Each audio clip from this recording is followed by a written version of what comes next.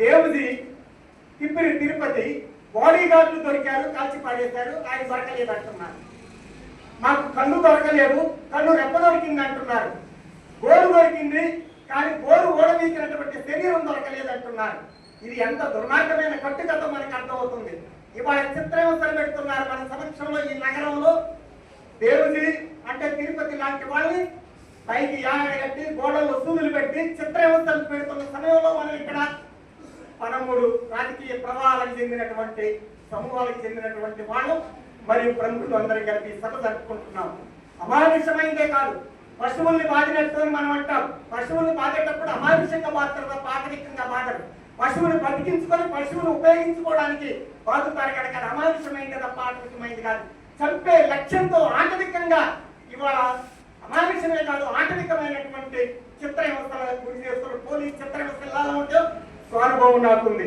ఎంత నరక బాధలు పెడతారో, ఎలాంటి చిత్రహింసలు పెడతారో అనుభవించిన వాళ్ళకి అది తెలుస్తుంది. అట్లాంటి సమయంలో కూడా ఇక్బాల్ వంగలేదు కనుకనే ఇక్బాల్ కాల్చి చంపి వాళ్ళ కట్టుకథలు అల్లుతున్నారు. ఏంటంటే ఆయన లొంగిపోవడానికి వచ్చినట్టుగా ఉండి కథలు ఆర్పి ఇయ్యాలి. ఆయన హీరో అయ్యాడు కనుక ఇవాళ ఇప్పుడే సత్యనారాయణమూర్తి గారు చెప్పినట్టుగా ఆయన ఆదివాసులకు హీరో అయ్యాడు కనుక మన అల్లూరి సీతారామరాజు కొమరం భీములాగా మారాడు కనుక ఆయన యొక్క ప్రతిష్టను దెబ్బతీయడానికి వాళ్ళ కట్టుకథలన్నీ ఏం చెబుతున్నాయంటే అనేక యూట్యూబ్ ఛానళ్లలో ప్రసారం చేస్తున్నారు. కావాలని కార్పొరేట్ ప్రభుత్వాలు ఏంటంటే ఆయన లొంగిపోవాలని వచ్చాడు, టెక్నికల్ గా దొరికి అయ్యాడు. అంటే లొంగుబాటు మనస్తత్వం కలిగినోడు. లొంగిపోవాలని వచ్చి టెక్నికల్ గా దొరికితే పోలీసులకు దొరికిపోయిన తర్వాత అతను పోలీసులకి అనుకూలంగా మారతాడు. ఒక్క నిమిషంలో ఒక దెబ్బ తగలకుండా మానసిక దుర్బలుడై లొంగిపోవడానికి నిర్ణయించుకున్నాక వెంటనే పోలీసులకు దొరకగానే లొంగిపోతాడు, మానసికంగా కూడా లొంగిపోతాడు. ఆయనతో ఉపయోగించుకొని విప్లవోద్యమం మీద నిందా ప్రచారం చేయడానికి ఇంతకంటే చాలా శక్తివంతమైన ఆయుధం ప్రభుత్వానికి దొరుకుతుంది. లొంగలేని కనుక వాళ్ళ కట్టుకథలు అల్లుతున్నారు. ఈ విధమైన దుర్మార్గమైన నిందా ప్రచారాలు సాగిస్తున్న కాలంలో మనం ఈ న్యాయ విచారణ డిమాండ్ చేస్తున్నాం, కగాన్ని ఆపివేయాలని డిమాండ్ చేస్తున్నాం, వాళ్ళ పోలీసులు అదుపులో ఉన్నారని విడుదల చేయాలని కోరుతున్నాం. అదేవిధంగా ఇవాళ వీటి మీద ఒక హైకోర్టు న్యాయమూర్తితో విచారణ జరపాలని కోరుతున్నాం. ఈ ప్రభుత్వం వీటి నుంచి బయటికి రావాలని కోరుతున్నాం. ఆదివాసులకి రక్షణ కావాలని కోరుతున్నాం.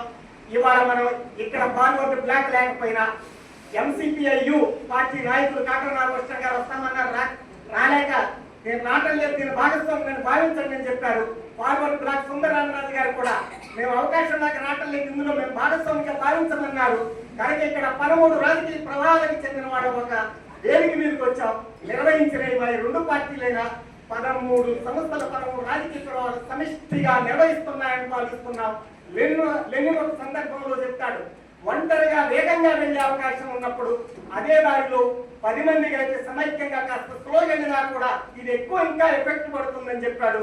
ఆ విధంగా మన నడి బొద్దున ఆటో నగర్లో కూడా తీసుకెళ్లి సజీవంగా తీసుకెళ్లి కాల్చి చంపిన ఈ దుర్మార్గమైన చర్యకు వ్యతిరేకంగా ఈ డిమాండ్ల మీద తీర్మానం తర్వాత అధ్యక్ష వర్గం కూడా ప్రవేశపెడుతుంది.